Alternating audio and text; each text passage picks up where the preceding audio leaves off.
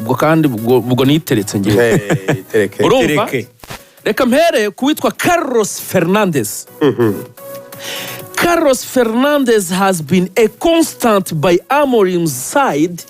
Uwo Carlos Fernandez ni umugabo wagumye iruhande rwa Amorim igihe cyose nk'umutoza all the way throughout his management career. Kuva yatangira gutoza kugeza uyu munsi. The 29-year-old uyu mugabo w'imyaka 29 yonyine didn't play pro. Awigeze akina nk'umukinnyi wabigize umwuga. But began coaching when he was just a teenager. Ariko yatangiye gutoza umupira w'amaguru akiri umwana uri munsi y'imyaka 20. He came through Benfica's ranks. Yazamukiye muri Benfica and was an assistant at the tender age of 18. Hanyuma rero atangira kungiriza afite imyaka 18 yonyine. Biratangaje. When Amorim was playing for their first team. Igihe Ruben Amorim we yari umukinnyi w'ikipe ya mbere. Musozaho when Amorim took on the Casapia job, Fernandez joined him. Ubwo rero Ruben Amorim yatangiye akazi ko gutoza equipe yitwa Casapia nibwo Fernandez yamwiyunzeho nk'umutoza umwongereza. The pair went to Bragabi. Yego bajyana muri Braga ya kabiri.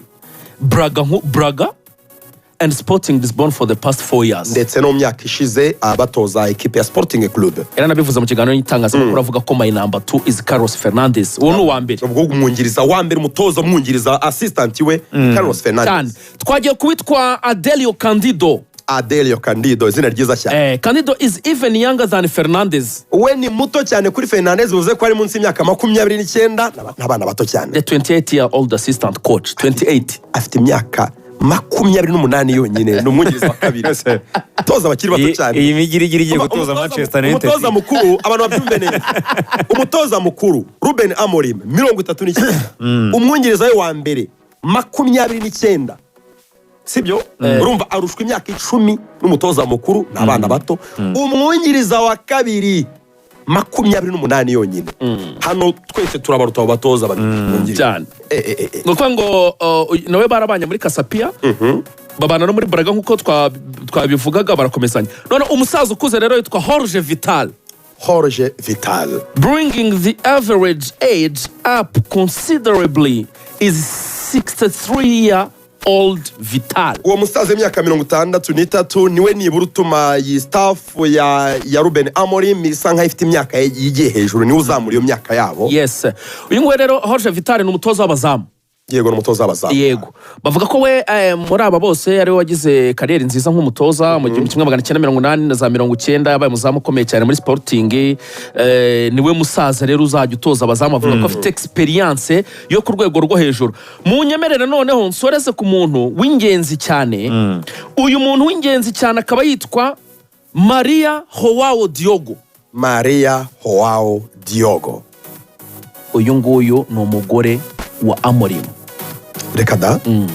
Ruben Amorim madamu we. Yego. Maria Joao Diogo. Bafitanye umwana umwe. Babanye muri 2013.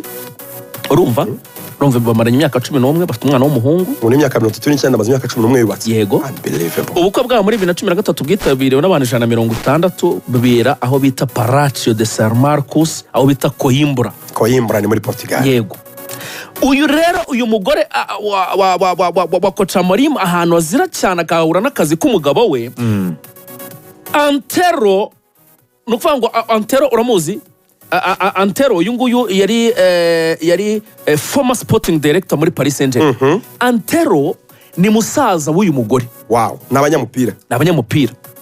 Antero bakakubwira ko yagize uruhare rukomeye cyane mwiza muri Paris Saint-Germain rya ba Neymar na ba Mbappe n'abandi bantu, ngo ne wakoze ayo madiru. Ndetse ngo Antero yigeze no gushakishwa. Bivuze ngo Ruben Amorim yashakanye n'umugore ufite musaza we ukora diri ziremereye z'abakinnyi cyane rwose. Byumvikane neza. Yego. Hanyuma bakatubwira ko uyu Antero Maningo yageze nabo kumushaka kugira ngo yabere sporting director mbere y'iza rya Dan Ashworth. Ariko bisa nkaho byanga. Aho no baracyakwereka connection iri hagati y'umugore wa Amorim ndetse na musaza we ko ari famille y'abanyamupira cyane mu bintu noneho byo gushaka abakinnyi bakomeye. Ngabo rero mu by'ukuri abantu navuga bazafasha bikomeye cyane Amorim mu ikipe ya Manchester United. Ngiyo Man United.